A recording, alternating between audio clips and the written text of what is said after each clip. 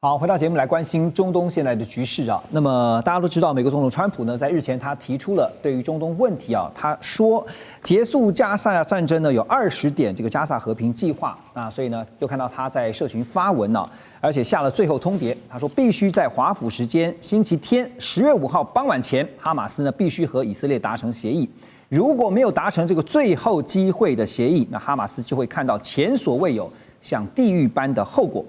哈马斯呢，也在这个期限到期之前呢，有了正面的回应。他们发布的最新声明说，他们愿意接受释放所有的人质来交换以色列释放巴勒斯坦囚犯，当然也愿意放弃加萨地区的治理权。可是呢，没有提到要不要解除武装这些棘手的问题啊。因为有听到他们讲啊，就是说解除武装有一个前提，就是以色列要放弃占领。所以现在还有变数，可是至少从释放人质这一点来看呢，大使觉得是不是算是一大进展呢？你怎么看后面？对这个哈马斯来讲，它是一个重大的让步，对。可是对于以色列来讲的话，它还是没有任何正面的回应，因为就在哈马斯宣布说，我们现在愿意释放所有的人质啊，包括这个活的跟死的这些通通释放，还希望开始来商讨如何来处理这个善后。对，这个已经是对川普这个20点声明里面最重要一点，而且很正面的回应了，很正面的。可是据媒体报道，哈马斯提出这个回应以后以色列继续在轰炸加萨斯，没有停，还继续轰炸。那接着就是说，以色列现在在拦截，尤其欧洲国家的这些人道救援船队。要把这个人道物资送到这个加沙走廊，以色列还在继续拦截。对，所以以色列的做法是没有改变。所以现在川普已经提出呼吁了因为这个20点其实最主要的核心这几点都对，尤其人质的部分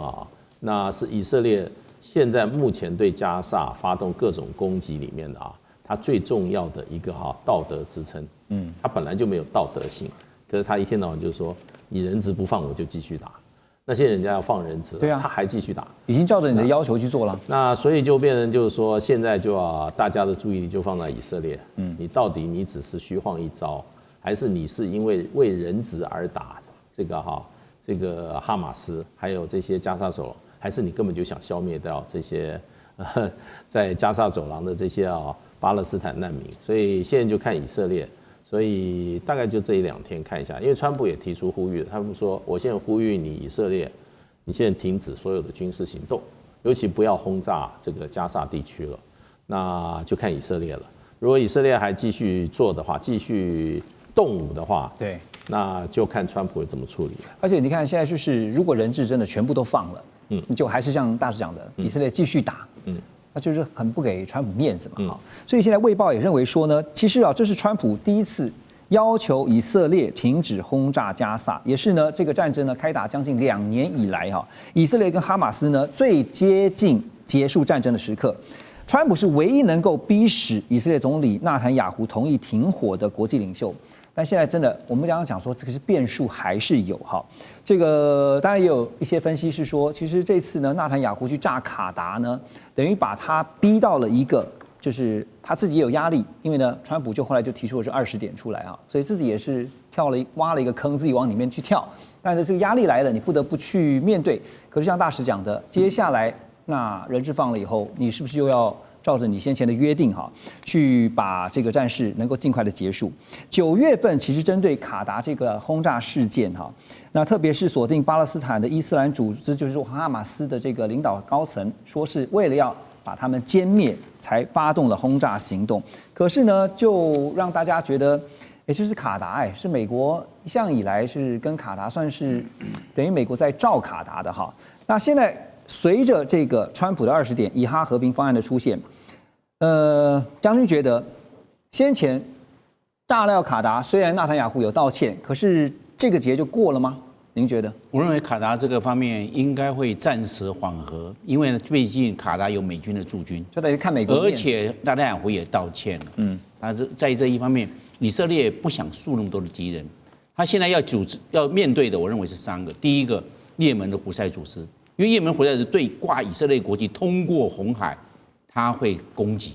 那攻击之后，以色列要报复，以色列会对也门的胡塞组织报复。对啊，因为他们隔了一个红海啊，南北相隔将近2000公里，那以色列都是派战机过去轰炸，炸完之后顺着红海就飞到这个以色列的国境之内了。我认为这是第一个他会是去处理的。第二个，我认为是对伊朗的核武的研究、核设施，慢慢随着时间会恢复。那恢复提炼之后，以色列什么时候要下手，没人知道。对，会随着，因为伊朗一直想要有核武，而且现在伊朗经过俄罗斯的这一方面的帮忙，他会有了钱之后，他会向中国大陆买我们讲地对空的导弹，跟我们讲歼击机，尤其是歼十战机。那伊朗的空军，它的空防的能力会加强。那以色列会不会说，趁它还没有完成壮大之前，做一次摧毁，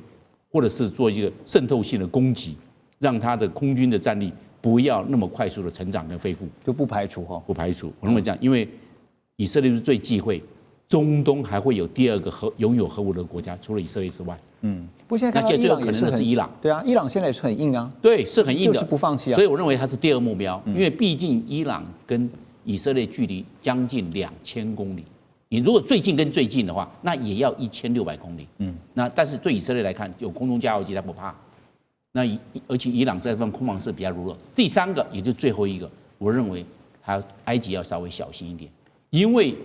以色列去炸这个加萨走廊。这个我们巴勒斯坦人，但是他们有难民要想去希腊半岛走，对，而且这个加沙走廊是以色列跟埃及的缓冲区，那现在没有缓冲区了，而且埃及把这个重兵搬到西奈半岛了。那当初的时候，以色列归还西奈半岛就有讲，不能在西奈半岛驻军，但是埃及有理由，你现在加沙走廊我要挡那些难民过来啊，所以我驻军要过去啊。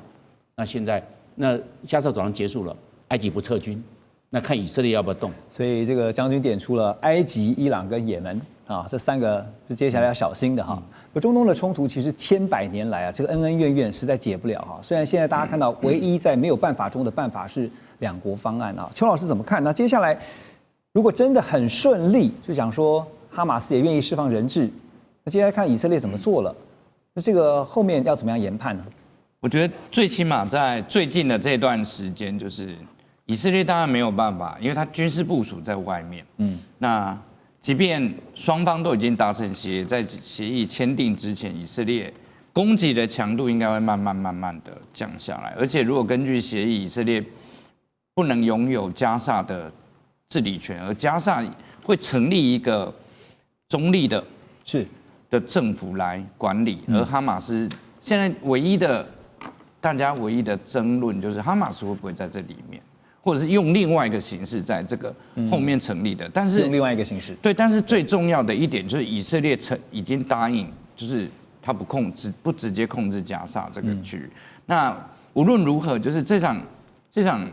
已经从阿萨克洪水开始以来的冲突，我想会慢慢的，会比较降温，但是其他的部分会再升温。最近这2天，大家如果有特别关注，国际军事的消息的话，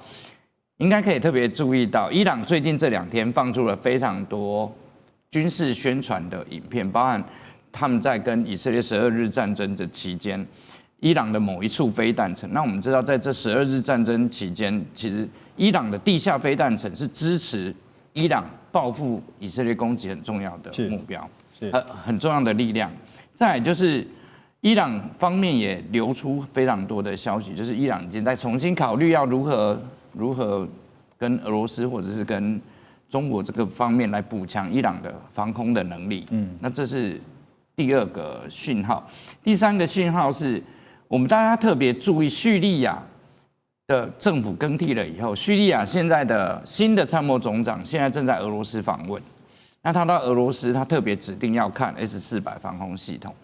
那就假设叙利亚，因为我们知道以色列要攻击伊朗最重要的一个区域就是叙利亚。如果叙利亚一旦有自己的防空能力，以色列能不能像现在这个过去攻击伊朗这么方便的过去，可能会另外一种不同的情况。所以加萨的部分可能会慢慢的降温，但是以色列跟其他，比如说周边的这些，对，跟多哈，所以导致为什么最近伊朗的形势又开始往上走，有可能就是因为以色列攻击多哈的关系，就是变成在中东地区国家，大家终于想清楚了，不管是你是什叶派还是逊尼派，但是